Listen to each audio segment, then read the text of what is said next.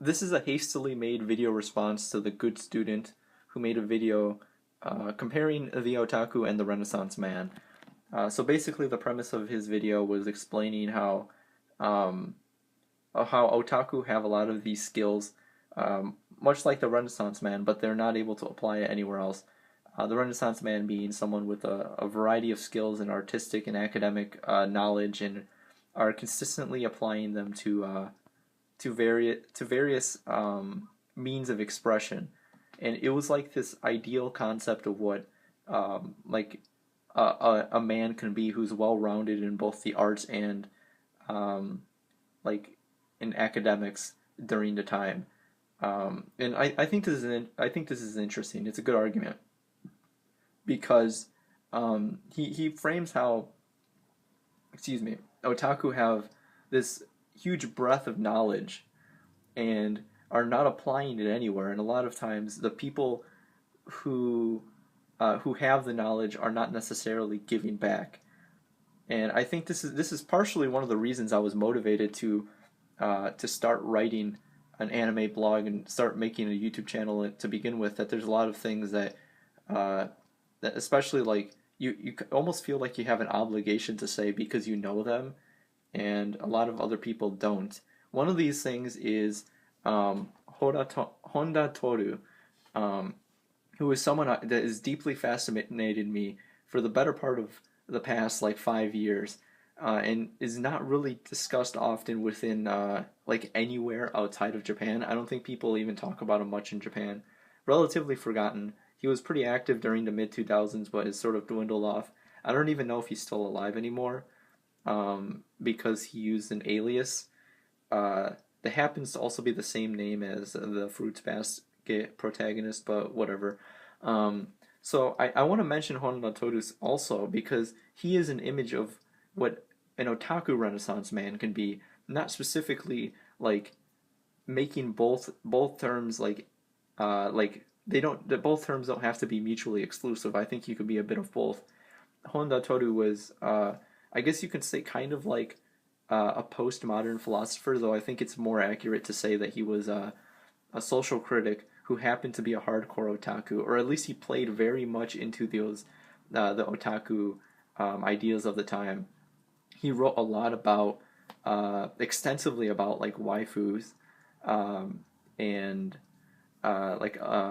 generally speaking, just being a person who was marginalized by the modern Japanese society and critiquing the direction it was headed, because he saw himself and other people like him as kimo men, or like combining the words kimoi and men, kimoi meaning like disgusting. He saw himself and a lot of other otaku as people who were deemed disgusting by society because they weren't conforming with them.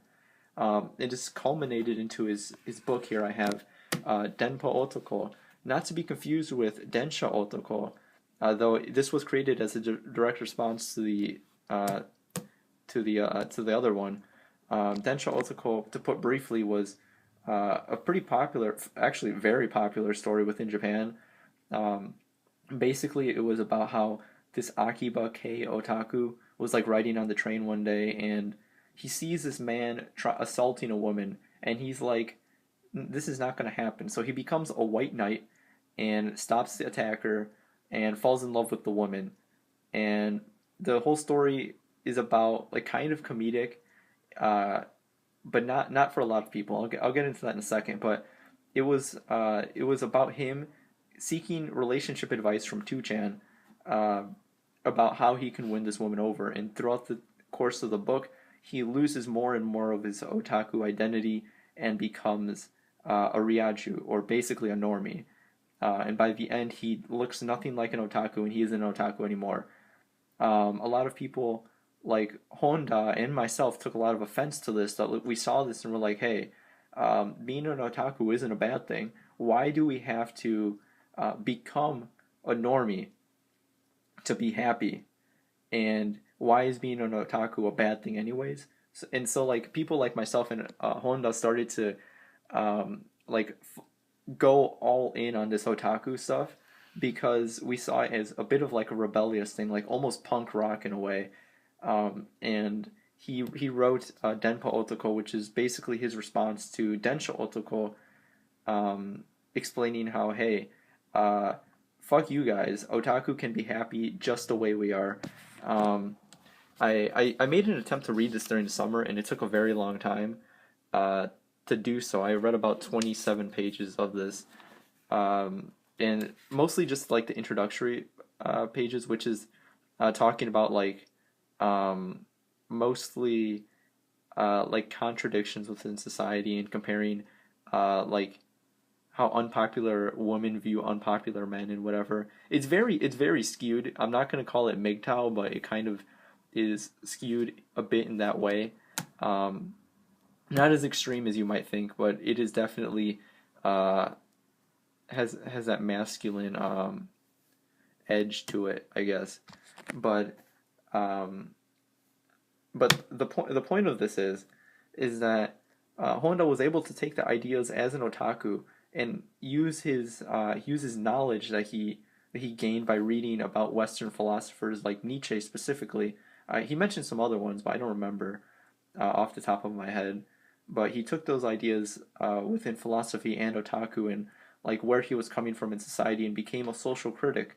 And I think he enjoyed like at least a brief period of success within this niche that he found himself in, that a lot of other otaku were able to resonate with the ideas that he was putting forth. And he wrote a lot of books actually, like a lot of other Japanese creators.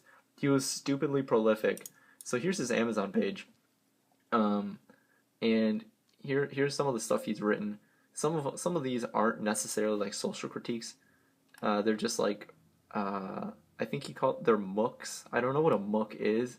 I think it's kind of like a fancy zine, but I don't exactly know. For example, right here, this is a book he wrote called Nonai Renai no Susume, which translates to something like recommending imaginary love. Nonai meaning like within your brain, Renai meaning love, and Susume meaning like to recommend. Um, and he has a number of other books, though his most popular is obviously Denpa Otoko, and also I think one of his longest. He's also written some other ones like The History of Unpopular Men, and like another one he wrote that it's not listed on here is Moeru Otoko, uh, which is sort of a play on, yeah, it's I think it's this one, yeah, Moeru Otoko, which is a play on moe, and and then also the like Moeru, which is the this right here, which means like I think it means literally to blossom, but also moeru is a verb that can mean to burn or like to like to catch flame. Um, but I think that's kind of besides the point. So what I'm getting here is that I see someone like Honda Toru as an otaku renaissance man who is someone who has a variety of skills within or at least a variety of knowledge within otaku culture, and is able to um, completely change that into uh, like something completely different. And I think that's what the good student was getting at here in his video, where he was kind of explaining how like a lot of otaku just sit on message boards and don't really do much with their skill set, and or like at least a skill set that they personally might not recognize, but they most likely do have. Uh, and there's a greater conversation that can be started by simply working on something besides just passively consuming media. I think that's something that, even though I do consume a lot of media passively, I think there's a lot of things that like I personally do. Like obviously, I mentioned before studying Japanese. I've been studying Japanese for 3 years. Like I have a whole bunch of index cards over there with kanji, um, and like I mentioned, I was trying to read this during the summer to practice. So like even studying Japanese, which I think is something that is absolutely critical. Like if you've been watching anime for a number of years, you already have a leg up on a lot of other people. I found learning vocabulary incredibly simple because like a lot of it I just knew what sounded right because I had spent numbers of years and hours per day just watching hundreds of anime.